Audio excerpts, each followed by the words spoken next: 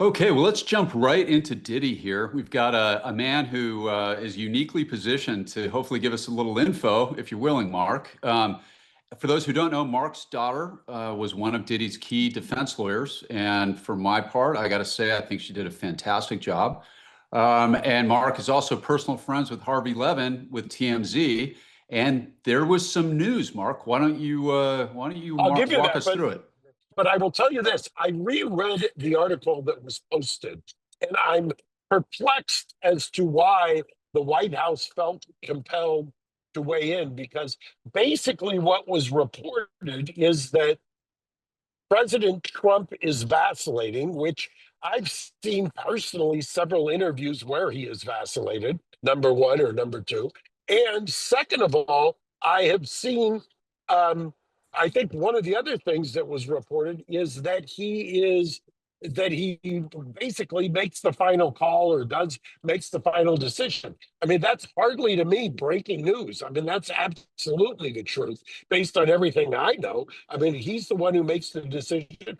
Look, I saw an interview with George Santos on Friday. Santos said he was sitting in his prison cell, had no idea it was coming until he watched it on TV. So I think the reporting looks accurate. I think the president has said before that he's been asked, and I think that yes, indeed, he's going to be the one who makes the decision. So, Dave, I mean, you've been politically elected. You did the whole politics thing. I just don't see the vig in this for President Trump to pardon Diddy. I mean, Mark's daughter did a great job. They just found him guilty of the Mann Act. He's only looking at, Mark and I talked about this before. My calculations are he's going to be in a halfway house in 18 months thereabouts. What's in it for Trump to weigh into something this controversial? Trump is not running for re-election again, Matt, and Trump has a soft spot in his heart for celebrities or people with money.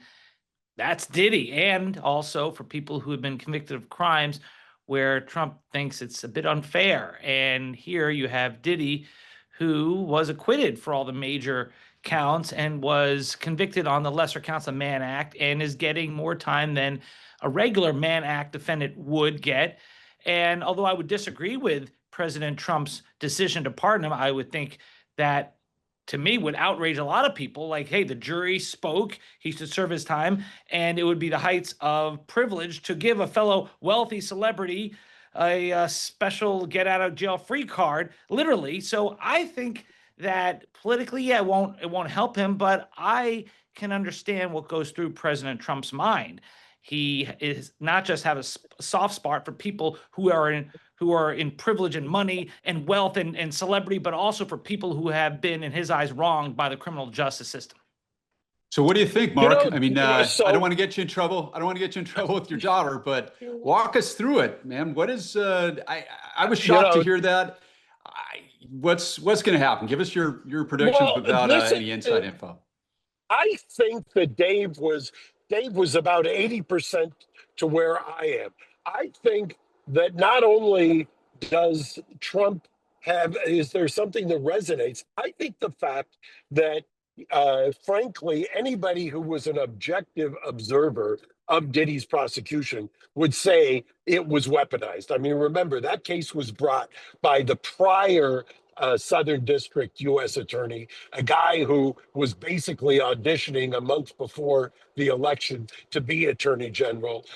And he actually put it on his website. He indicted Diddy, he indicted Eric Adams. I think if you're going to second guess anybody, you second guess Diddy. And I won't say that I've told this to him, but I've said this publicly. He should have compared himself when he allocated at the sentencing. And he should have said, I now understand what Trump was talking about. I've seen firsthand how they can weaponize the justice system. By the way, when you talk about a constituency, who is Santos's constituency? I mean, I saw Sean Hannity last night cross-examining him. I was going to text Sean Hannity and tell him, wow, I don't want to be on the receiving end of that, because he was laying into Santos. I don't think there's any love lost for Santos, but I think Trump feels for people when they get jobbed. And frankly, Diddy, in this case, to Dave's point, and I think you might agree, Matt, nobody that I've ever seen, and they did a complete survey of it, nobody's getting 60 months, 52 months, whatever the hell he got, 4 years, 2 months, 5-0, for the Mann Act. It's just not there. It doesn't happen. And the whole idea of the sentencing guidelines is to eliminate disparity. And there is a disparity here. Yeah, from my perspective, the Santos thing is that also shocked me. But the problem is we've got all that other stuff that happened in LA, and Mark, you and I have agreed on this all along. RICO was a huge stretch. The sex trafficking, because of the consent elements, that was real. That was genuinely problematic. But boy, oh boy, Diddy came off looking terrible in that video in that hotel, and also the arson, and all of that were predicates for the RICO. But everybody saw that. It's visceral, and I would still be surprised if Trump did it. But hey, I've never run for office. I think Dave's right. He's not running for re-election. Yeah, Go but ahead. What's interesting to me is I really don't think that, but for that video having been leaked, I don't think he ever would have been indicted. I mean, that video was front and center in the prosecution. That video was what turned the public against him. That video is what got Cassie, if you believe what's reported, an extra $10 million on top of whatever the multiple of decamillionaire she already was from the Diddy settlement.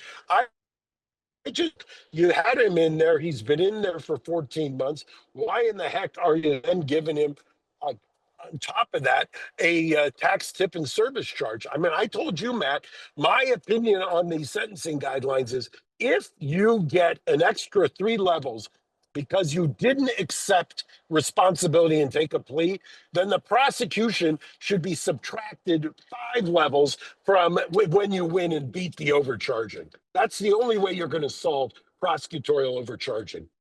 There's another aspect of this I wanted to throw out to both of you. Comey's daughter was really a huge part of this prosecution, right? And let's not forget, Comey is a blood enemy of Donald Trump. And look, on that one, I'm no fan of Comey, guys. Full disclosure, I think that guy was a disgrace to the FBI, and I think he did us all a huge disservice just as Americans. My personal view there. But how much could that play a role? Because he would essentially be taking away what amounts to at least a statistical win for Comey's daughter. She's already been fired from the U.S. Attorney's Office. What do you think? Is that the type of thing that could play in the mind of Donald Trump on this?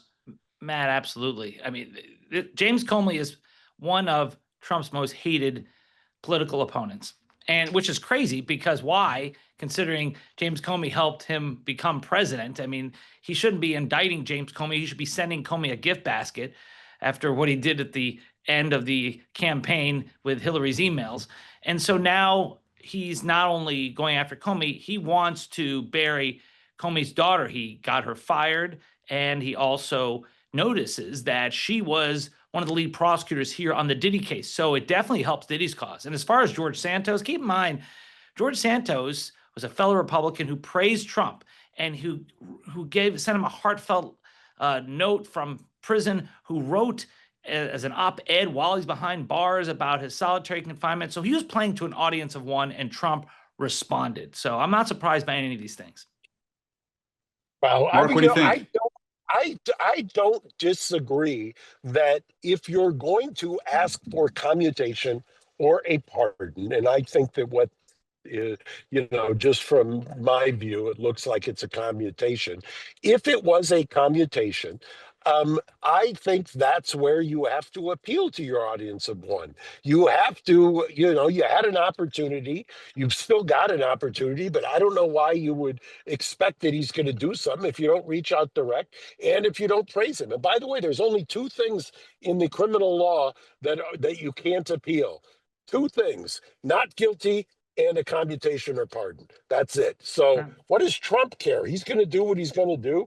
And by the way, I still think there are you've got a better argument for Diddy to get commuted than you do for George Santos. Like I'll say again, George Santos, other than saying he's a Republican who's always voted that way, all Diddy should or could say is, look, I've seen now what happens when you're in New York and they decide they want to take you out. I've seen how they weaponize the criminal justice system. By the way, who else has been the victim of weaponization at the hands of New York prosecutors but Donald Trump? Yep. Well, this is going to be really interesting. And to the audience out there, you just heard from the man who's better connected than anybody. He's good buddies with Harvey Levin. And of course, Mark's daughter was integral to the defense.